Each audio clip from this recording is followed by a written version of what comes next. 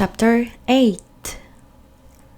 Later that afternoon, Chris calls and tells me to meet her at the mall. She wants my opinion on a leather jacket, and to get the full effect, I have to see it in person. I'm proud she's asking for my sartorial advice, and it would be good to get out of the house and not be sad anymore. But I'm nervous about driving to the mall alone. I, or anyone really, would consider myself a skittish driver.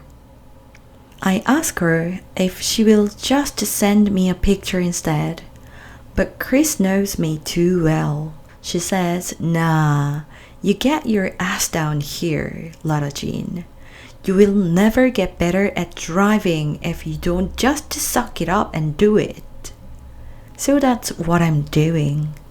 I'm driving Margot's car to the mall. I mean, I have my license and everything. I'm just not very confident. My dad has taken me for lessons numerous times, Margot too, and I'm basically fine with them in the car, but I get nervous when I drive alone. It's the changing lines part that scares me. I don't like taking my eyes away from what's happening right in front of me, not for a second. Also, I don't like going too fast. But the worst thing is, I have a tendency of getting lost. The only places I can get to with absolute certainty are school and the grocery store. I've never had to know how to get to the mall because Margot always drove us there. But now I have to do better because I'm responsible for driving Kitty around. Though truthfully, Kitty is better with the directions than I am. She knows how to get to loads of places, but I don't want to have to hear her tell me how to get somewhere. I want to feel like the big sister. I want her to relax in the passenger seat, safe in the knowledge that Lara Jean will get her where she needs to go, just like I did with Margot. Sure, I could just use a GPS, but I would feel silly putting directions to go to mall when I've been there a million times. It should come to me intuitively, easy, where I don't even have to think about it. Instead, I worry over every turn, second guess every highway sign. Is it north or is it south? Do I turn right here or is it the next one? I've never had to pay attention. But today, so far so good, I'm listening to the radio, bopping along, even driving with just one hand on the wheel. I do this to feign confidence, because the more I fake it, the more it's supposed to feel true.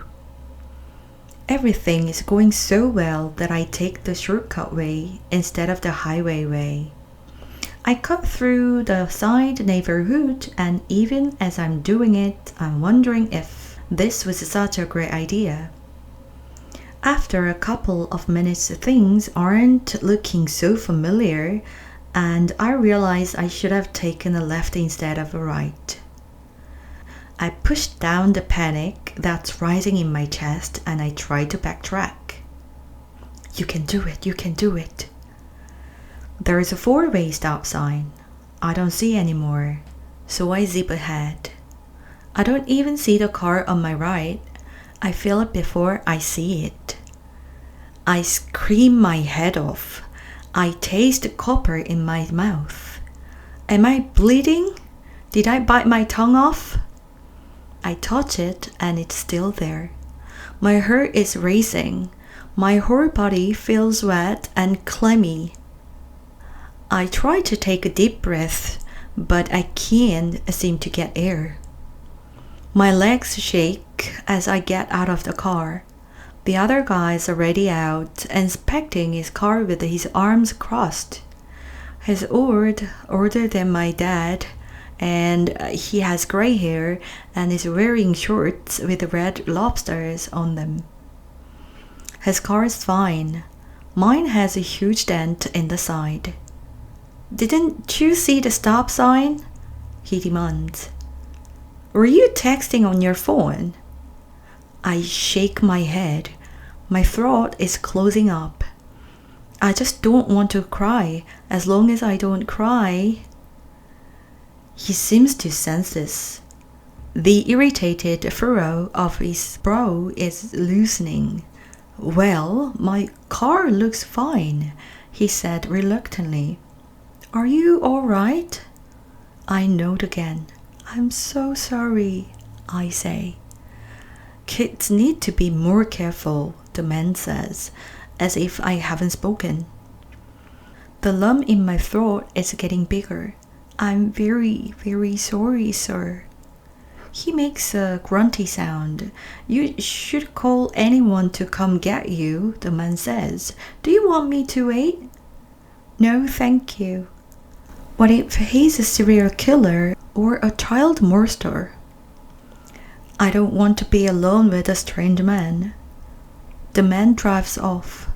As soon as he's gone, it occurs to me that maybe I should have called the police while he was still here. Aren't you always supposed to call the police when you are in a car accident? No matter what. I'm pretty sure they told us that in driver's ed. So, that's another mistake I made. I sit down on the curb and stare at Margot's car. I've only had it for 2 hours and I've already wrecked it. I rest my head in my lap and sit in a tight bundle. My neck is starting to ache. This is when the tears start. My dad is not going to be happy. Margot is not going to be happy. They will both probably agree that I have no business driving around town unsupervised, and maybe they'll right. Driving a car is a lot of responsibility. Maybe I'm not ready for it yet. Maybe I will never be ready.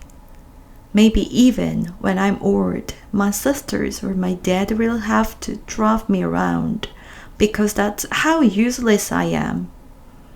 I pull out my phone and call Josh. When he answers, I say, Josh, can you do me a favor? And my voice comes out so wobbly I'm embarrassed. Which of course he hears because it's Josh. He comes to attention immediately and says, What's wrong? I just got into a car accident. I don't even know where I am.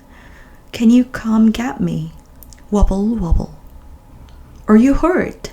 He demands. No, I'm fine. I'm just... If I say another word, I will cry.